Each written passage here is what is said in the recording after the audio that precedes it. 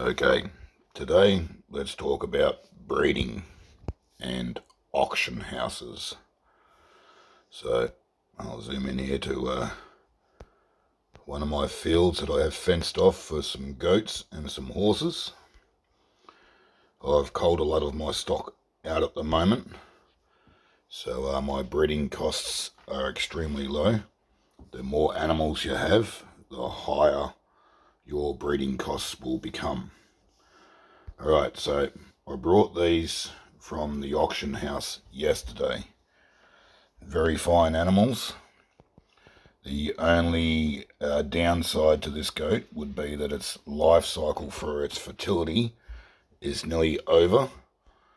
But apart from that, I've already bred 6 kids out of this fella, along with this other ewe that I brought yesterday as well, which yet again has very good stats, excellent fertility rate. But she has had 6 kids now, so she can no longer breed anymore. So this breeding pair is basically useless and needs to be sold or eaten, whatever you like to do with your animals. We can come back over here to our horses. Yet again, these are a couple that I brought there yesterday. This is the most expensive horse that I've brought though so far. 4.5 million I paid for it. It's got some good stats though to it, so I feel that I should be able to get some good yearlings out of this thing. Yet again, it's a little filly, so there's another filly here that I brought yesterday. I'm going on the mixed breeds at the moment. I'm not going for the purebreds, so yet again, she's got a good fertility life about her. She's even though she's a 7-year-old horse, but she's got some great stats about her. You can see the pedigree lines from each animal when you click on the pedigree tab there as well. This is another young, another young colt that I got through the auction house, which I actually only just received this morning when I logged in. So check out his pedigree, which is quite good as well. It shows you there on all the lines that he was bred from. So he has some extremely good traits ahead of him as well to be able to breed with for making mixed breed animals. So that's basically what you look for when you're looking for a decent animal to start off your breeding program. You go into your dealership, you go into livestock. You can either go through a breeder's catalogue for whatever animal that you want, and generally their stats are a lot lower, so therefore you got to build your breeds up, which takes a lot longer.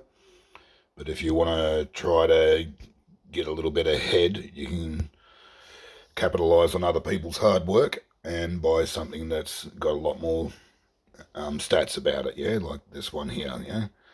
And in actual fact, it's not a bad little stallion, that one. It's only going for $175,000. You can see there the age of it, the lifespan, the fencing it's required, the daily feed intake, and what type of feed that it uses.